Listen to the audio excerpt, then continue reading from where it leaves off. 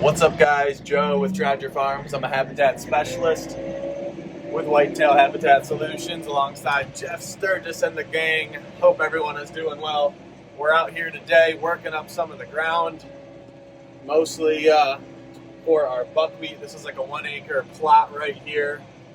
I am noticing, you probably can't see in that field there, I will show you here in a few minutes, that the switchgrass areas that we are going to plant, that the spray didn't really work because of the thatch I've been talking about, and then, I roughly disked it up in a hope to just do it a couple times basically, and then get my fall food in, or buckwheat, excuse me, before the fall food. But what I think is going to happen is that stuff is going to be too thick. I'm going to put my buckwheat here. I got a good kill of everything. There wasn't ever switchgrass here. It was some different food last year, so it was a good kill and an easy disc. Easy spray, but I think I might have to skip the buckwheat basically for the areas that were switchgrass and that I'm converting to food.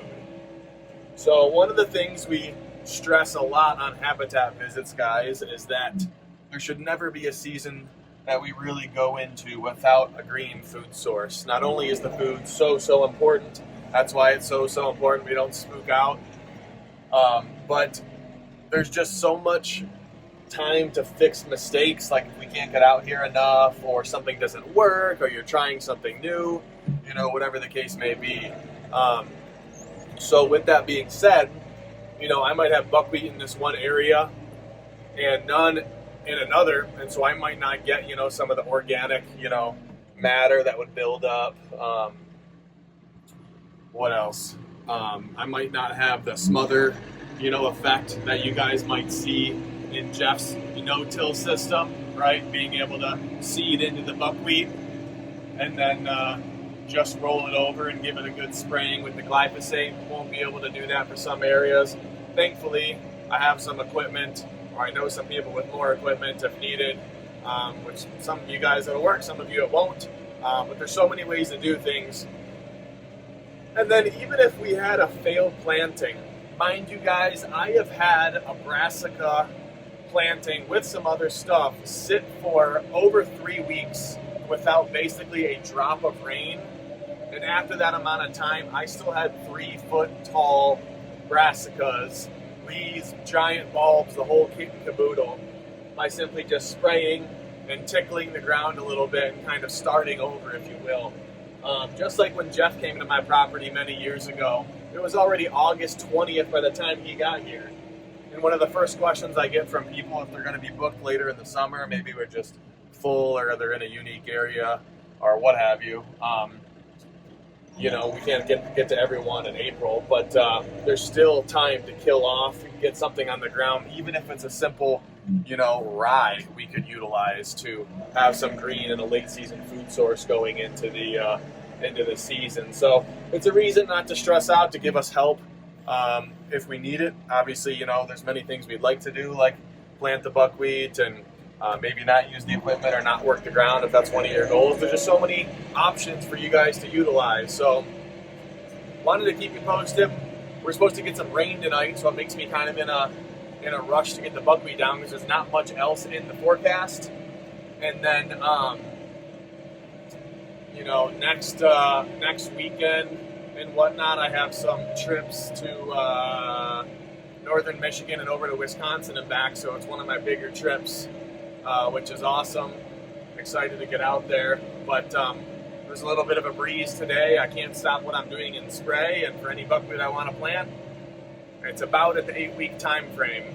When I was planting the corn, talking about it, I was really at more like 10, 11 weeks, which is much too early to plant it down anyway. So it kind of worked out, but here we are, it's crunch time. So worst case, I'll do a spray on the other areas, kill that switchgrass finally, and then in my case, I will probably come and work the ground and then get my fall food in early August. So excited to do that. We can see some of the trees are looking good. I want to say these are a couple crab apples, and I know some are persimmon and those middle ones are pear, but some are a little behind and some are well out of their tubes, doing well. Field's looking pretty good. we'll go check out that switch and see exactly what we're dealing with. Got that healthy turkey population. They're everywhere. I'm still wearing my dang Crocs. Forgot to put my boots on. But this is one of the areas. We kind of drove through a switchgrass area, and then this here was the other one where we're gonna have some corn alongside our greens, which is something we commonly do in certain areas on our visits and helping clients with. You can see that the disc definitely did a little decent job on an area like this, but the switchgrass is such a deep root grower. You know, that's why that first year can be so troublesome for people, but then once you get established, you're a little patient with it. You get into year 2 and 3, it does very well.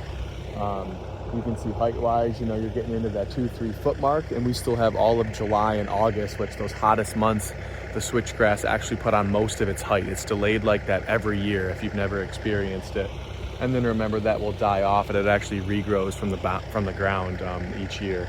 But it is kind of interesting because then for people that don't know, you know, it seems like it's almost dead or not growing very well, and throughout the summer it's just kind of slow compared to a lot of the other weeds and trees and such, but very normal.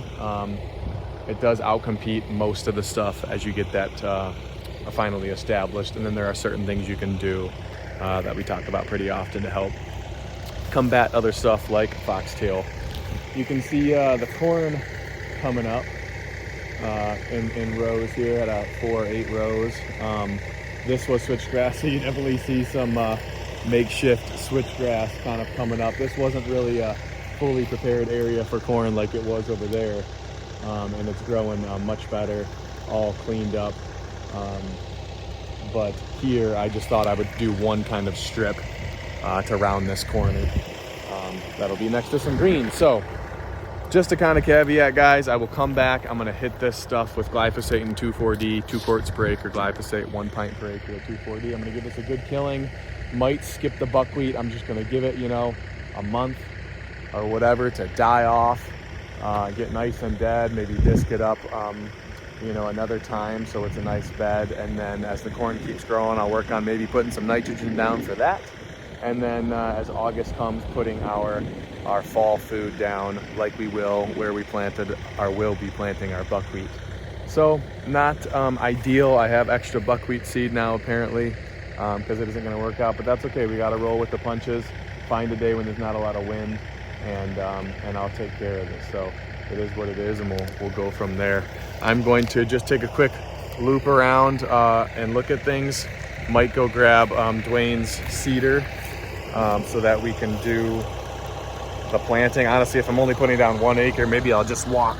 I'm not sure yet. Interesting, this is the second piece of old metal. I'm not actually sure what kind of part this would be, but I found an old disc in the other field. It's kind of funny. You know, I personally haven't worked up too much of this farm, so working things up and finding just random, not very good, random old farm parts that broke off and got left in the field or whatever, kind of neat. So I might walk the buckwheat, just get it planted before this rain, and then can start focusing on doing some other random jobs. I got 3 bags of mulch to put on the last 3 trees, move stuff around in the garage. We have a little more room now to organize things, and then the rain will be here and it'll be time to go. So we'll get working. Hope you guys are knocking things out. Well, I definitely think I should put my boots on for this. But first things first, get a little buckwheat down just before the rain. That way the rest of my stuff is free time to do what I want. Have a nice bag up here somewhere. And then the freaking birds, man, making nests in here, scaring the crap out of me. Remember, guys, too, I'm glad the corn is looking good. If you're going to be putting nitrogen down in those things, the nitrogen really can dissolve. You know, it can go up into the air. So remember to get it down within a day or so, a couple days at the latest of a good rain. Otherwise, it's just going to kind of dissipate and you're not going to get that benefit of the nitrogen. So keep that in mind. For those of you that don't know, this is what buckwheat seed looks like. Kind of like triangular, almost diamond-like. This is from Jeff. However, I have had a co-op in years back send me what was supposed to be buckwheat and had a bag or two that was not. So you'll be able to pretty easily tell if you're looking at rye or buckwheat or something like that if there is a mishap. Definitely good to check before you drive all the way somewhere or order it and get to your farm or what have you. Let's get to spreading. I've been so in a rush and out of it that I forgot there's a whole other side of the farm. So I just got this planted. Happy Saturday, everyone, by the way. And I'm gonna finish disking. I guess should have done that probably. There's not a ton on the other side, but we'll see how the corn looks over there. Finish disking, and then I just brought an extra bag of buckwheat, and I got a little left in this. Uh-oh. Good thing there's a zipper. Uh-oh. Wasn't all the way shut, of course. So, you know, it's 50 pounds per acre for buckwheat. So it's 50 pounds per acre of buckwheat. I brought another bag so I can do another acre. But really, probably have 3 or 4 total for food, not including corn. But again, with the switchgrass there, that's 1 to 2 acres that we're gonna miss out on. That's okay. All right, get back to disking and then see what else we can get done. Almost forgot about cultipacking. The disc, you know, leaves some furrows and stuff, and just to kind of make sure you get that good seed to soil contact, get a good rain, and that seed will be germinating. But rye, buckwheat, things like that, they're not very hard to grow, guys. But can still help if you got some kind of a roller cultipacker, anything like that. So we'll see how much time we get before rain comes. Turkey population is healthy, guys. Also, corn is looking good, even though it's kind of hard to see with this camera, I guess, too zoomed in. It's not looking great right there, actually, but you can see kind of in the moist areas, it's all coming up. And the other thing I will do when I spray the switchgrass, for the most part probably, is spray the corn, because it's Roundup ready, so you can spray glyphosate. Some you can actually spray 2,4-D and not glyphosate, and some you can't spray anything, so just be careful about what you're doing. All right, time to put in this next bag of buckwheat. Got another acre pretty much right here. We did kind of a strip of corn alongside it. Usually when you guys do corn, you want to do around 50% or so of the total food that you're looking to do, and then you can do the rest in another blend, or if you want to split even the non-corn side into 2 different blends, because we don't want to be making any junk blends. We don't want to be planting rye or some of those things at the same time we're planting our food here in August when we get to that point. So bear that in mind. That's why we're big on the seeds and certain mixtures, and why Jeff ultimately probably started his own seed company. Sick of planting things that shouldn't be planted at the same time, and it's just kind of a waste of money and hurting your own germination.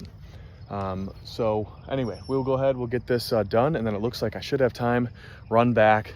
Both ATV tires are kind of flat. I think it's at the stems. Oh, I might have just felt a sprinkle. So I got to take those off and take those and get them replaced at some point anyway, but they still hold air to at least run the cultipacker. So gotta go, gotta get this in. It's only 4 o'clock. It's getting a little drizzly, a little windy. So I think we're gonna pack it up. Got about all of it cultipacked, surprisingly. It's raining 2 hours earlier than I thought it would. But we did okay. Got the buckwheat done that we could get done. We'll have to do some maintenance stuff later. The front lawn really needs to be mowed and some stuff like that. But that's okay. We'll go putz around in the garage and then we'll take off for the day. So hope everyone had a good weekend. Any questions, leave me below. Hope you're timing your buckwheat well. You're getting it before a good rain and getting good seed to soil contact. So look forward to seeing how everyone's stand is doing and following everyone on other social media forums where I see all the questions and things like that come up. So I hope to see more success this year. I'll catch you guys next time.